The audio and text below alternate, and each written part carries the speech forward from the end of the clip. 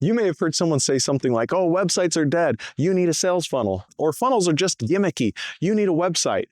Which one is it? As a small business owner, you might not know, which is why we have this episode today. This is part of the Small Business Big Visibility podcast, and this is a part of the mini-series on websites. Let's dive in. So websites and sales funnels, two totally different tools, but they look and feel very similar if you don't know what's going on. People who are trying to promote using funnels will tell you that websites are dead. But the funny thing is when you go to those companies to check them out, they all have a website that you go to. So they can't quite be dead if they're using the tool that they say is dead. And then sales funnels, you'll hear people badmouth them and say, oh, those are just for scammers. They're all gimmicky and they're cringy. Well, yes, if they're done wrong, that's true. But the same could be said for websites as well. So really, neither one is good, neither one's bad. It's just how you use it in your particular situation that's going to mean whether it's going to be helpful or just a waste. So a website is usually the headquarters online of who your company is. It covers all the basic information that people are expecting to find when they're trying to learn about your business, understand if they're a good fit as a customer for you, understand the services you're offering, your service area, and a number of other details. A sales funnel, on the other hand, is totally different. A sales funnel usually is trying to speak to a very narrow audience at a very narrow point in time. And I don't mean time as in time ticking on a clock, but every human is going through these experiences of life. And we all get to a point of what I would call a point of pain. And a sales funnel usually has a page that's speaking about when someone enters a particular point of pain. One of the most classic example point of pain is somebody has been gaining weight for a while and they're finally getting sick of it and they want to change. That is that point in time. The person is overweight.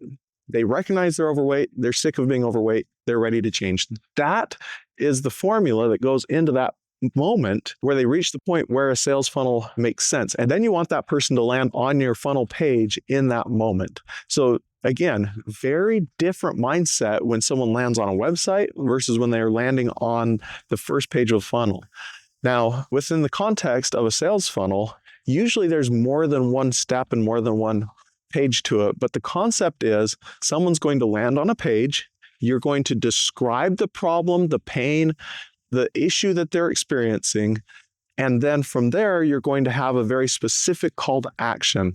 And usually that call to action involves you as the business owner acquiring their contact information. So usually it's a form where they're putting their name and their email or their name and their phone number or just their phone number, some piece of information. Now, people are not just willy-nilly throwing their information out to the world. So you have to make it worth their time. So there's got to be something on that page, some message, some invitation, some offer on that page that's juicy enough that they're saying, my information is worth trading for what they're going to give me in return. That is a critical component of a funnel. Now, the next critical component is you as the business owner have a desired outcome. You want to sell them something when they're at that point.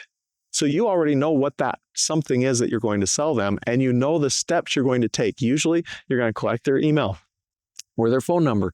Then you're going to send them whatever you promised on that page, and then you start following up with them. And then when they fill that out, they often will go to a second page. That second page is going to try and sell them something in some way. And then depending on the sophistication of these funnels, you may have a third page or a fourth page on it. There's usually not too many more than about 4 pages on these, but you're walking them through this journey of trying to sell them collect their info, sell them something bigger, and then give them the next steps that they take. That's usually roughly what it's about. So let's walk through an example of this. If you were a company that focuses on helping people lose weight, you'd want to have a website telling all about who you are, what you do, how you help. But let's also say that you're trying to get a number of people to join your weight loss challenge that you're running on the 3rd week of January in the new year. So you're going to have the website do its job all year long. But for this one promotion that you're running, this where you're going to be running ads, driving people to this page, you don't want to just send them to the website because the website doesn't talk about this event that you're having and how you're getting people into this challenge. So instead, you want to have a dedicated page that's going to help people move through that sales process. That would be when a funnel makes really good sense. Oftentimes, I've seen small business owners run ads and they drop people onto their homepage of their website. Usually, if you're paying to get traffic somewhere, you often want a more dedicated, what I'll call landing page. The landing page is the first page they land on when they have clicked that ad. And usually you want that to be something that's a little more enticing, a little more inviting, a little stronger messaging. Sometimes that's the start of a funnel, or it could be a full funnel on that page. But usually you don't want to drop them to the homepage of your website. So let's go back. You're that fitness company. You're trying to get people there. You've got this event. You've got this challenge that you're running. People land on it. They trade their information for the 5 things they've got to know so that they don't lose traction after the second week of January. Then on the next page, you're saying, hey, we're going to have this event where we talk about all these things. You get people to register for the event. You get them to buy maybe some small offer that you're putting together. In addition to that, maybe it's the replays on the event plus these other trainings.